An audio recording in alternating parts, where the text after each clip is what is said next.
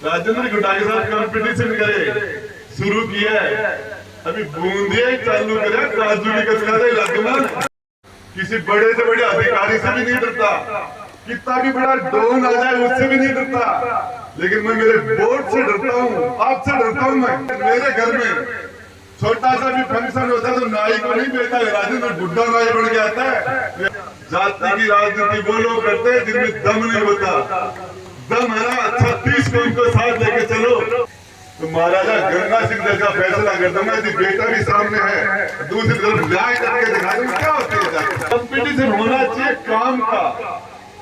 राजेंद्र गुड्डा से कंपटीशन करो। पावर खीवा सर के मेरे सभी बड़े और छोटे भाई और बहनों की वजह से पावर मुझे मिली थी। ये सच बात है कि मेरे से पहले वालों को भी ताकत मिली थी।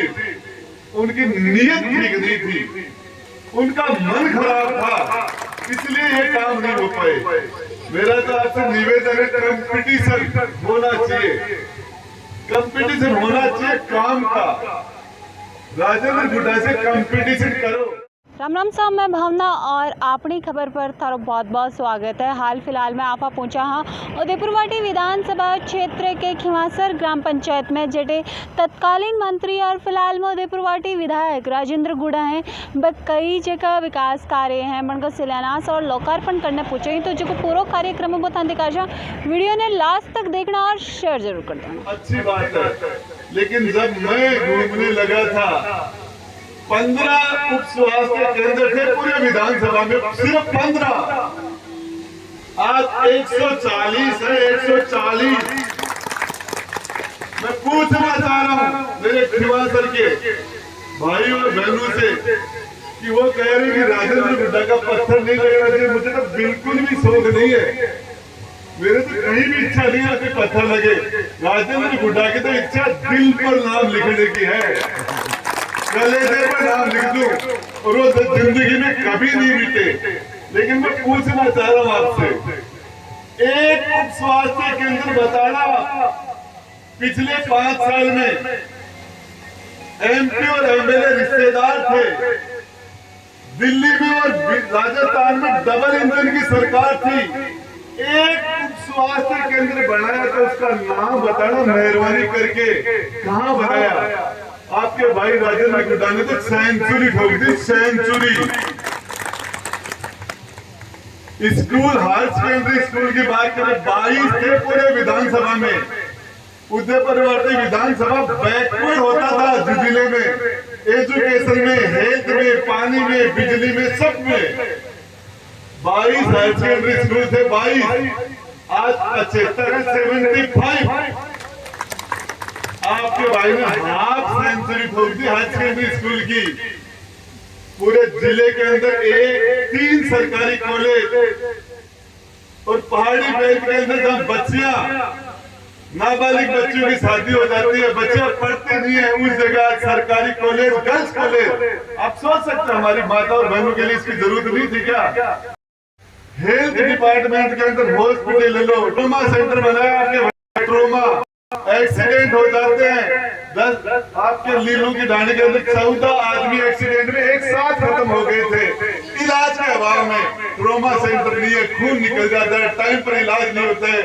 गरीबों में आजकल लोगों के घरों में 1-1, 2-2 बच्चे होते हैं, घर का चिराग बंद हो जाता है। हमने ये कोशिश की कि हमारे ट्रोमा सेंटर हो और हमने उदयपुरवाटी के अंदर वो ट्रोमा सेंटर बनाया। हमने ऑक्सीजन प्लांट लगाए। कोविड की लड़ाई के अंदर मैंने जिन घरों में मजदूर के घरों में खाना नहीं बनता था, 1 करोड़ रुपए देके 29,000 परिवारों के अंदर खाने की 1 महीने की व्यवस्था की कोविड के अंदर। सिर्फ इसलिए कि कोई आदमी भूखा नहीं रहे, हमारी जिम्मेदारी होती है।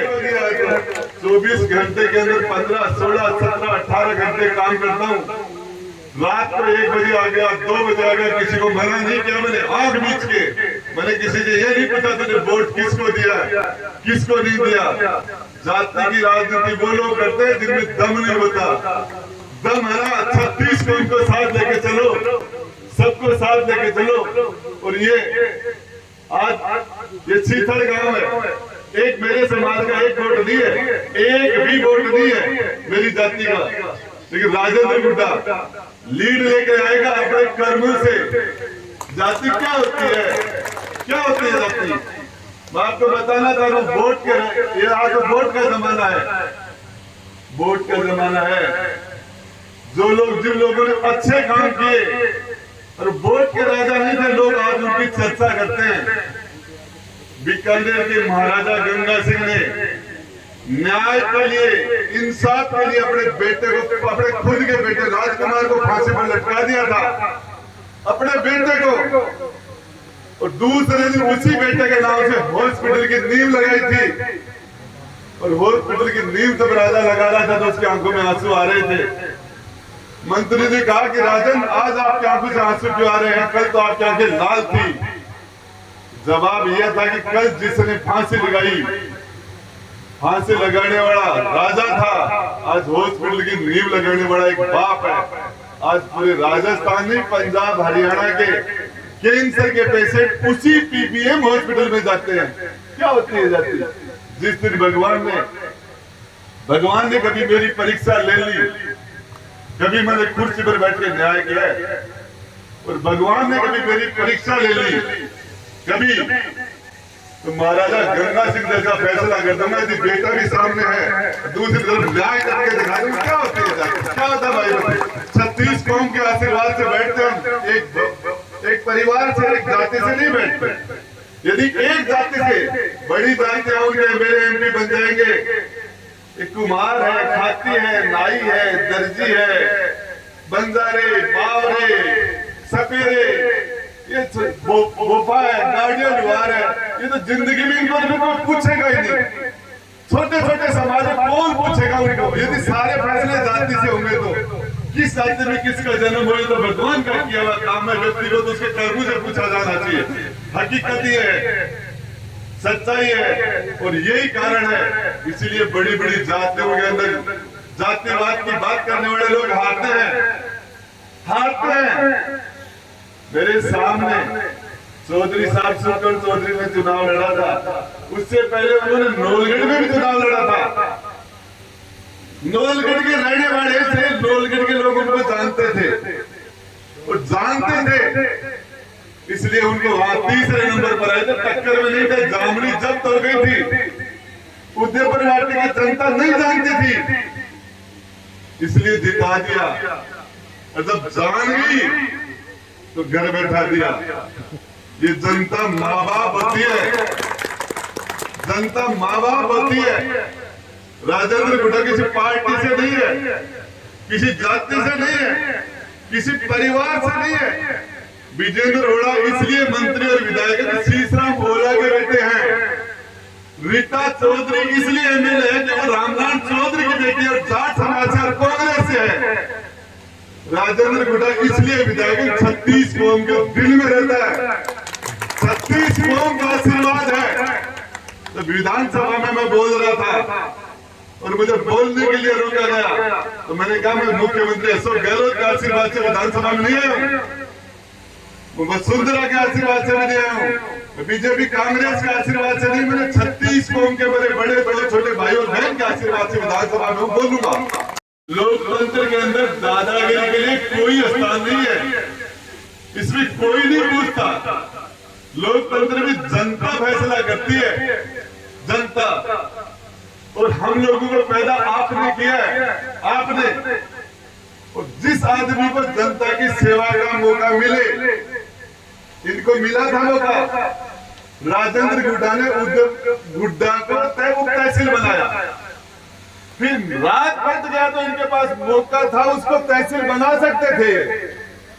भाजपा का राज था, ये विधायक थे, ये सांसद थे, इस गुड्डा को तहसील बना देते, नहीं बना पाए। इनका सौभाग्य नहीं था, राजेंद्र गुड्डा को ही बनानी थी वो तहसील। दोबारा माया, आपने मुझे मौका दिया, इसलिए वो तहसील बनी।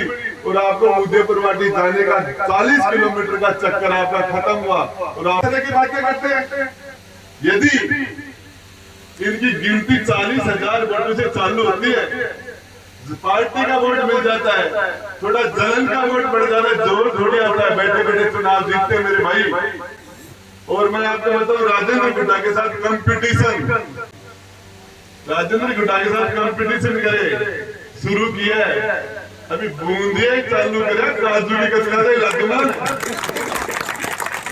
बूंदिया बताएगा ना नेता जिम्या करता जिम्या कौन करता नेता कहते कोने नृत्य देव को नहीं करता चालू होगा। अरे स्वामना भी होगा भंडारा भंडारा रसगुल्ला भी लाना पड़ेगा काजू की कतली भी फिर रहूंगा।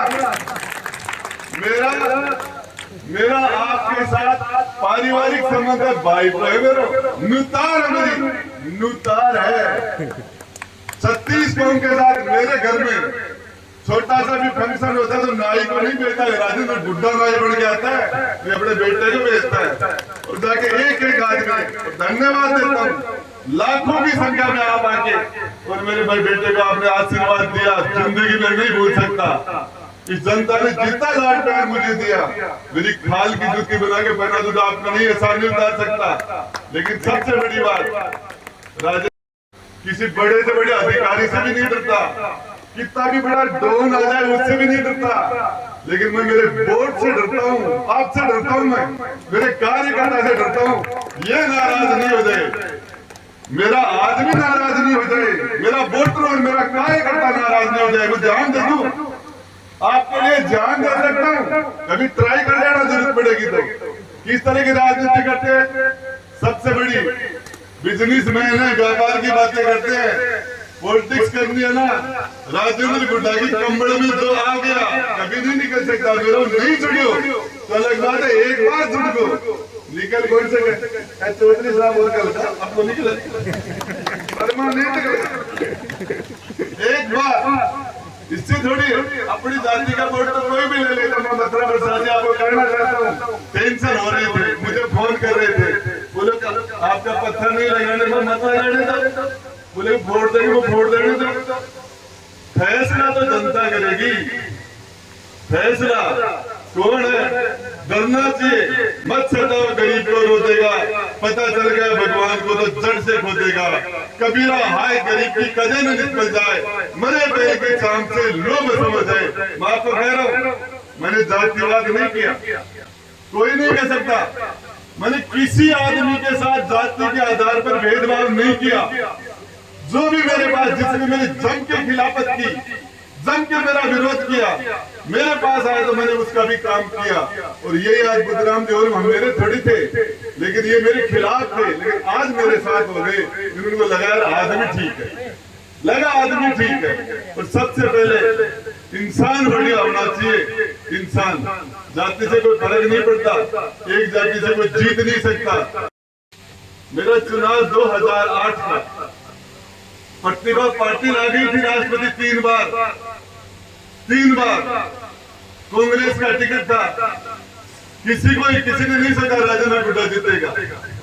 रणबीर फेल हो गया था और उसके बाद में वीरेंद्र प्रताप सिंह जी चुनाव लड़ गए थे कांग्रेस का टिकट सामने था और उसके बाद में चुनाव जीता था मंत्री बना। निश्चित रूप से मुझे किसी अदृश्य शक्ति ने सपोर्ट किया था निश्चित रूप से। और आज भी हकीकत बात है कि इसलिए काम करता हूँ ऊपर जाके जवाब देना पड़ेगा कर्मों का हिसाब होगा। और आपको जिसने अच्छे कर्म किए उसको उसका फल मिलता है जिसने उल्टे किए उसको भी निश्चित फल मिलेगा।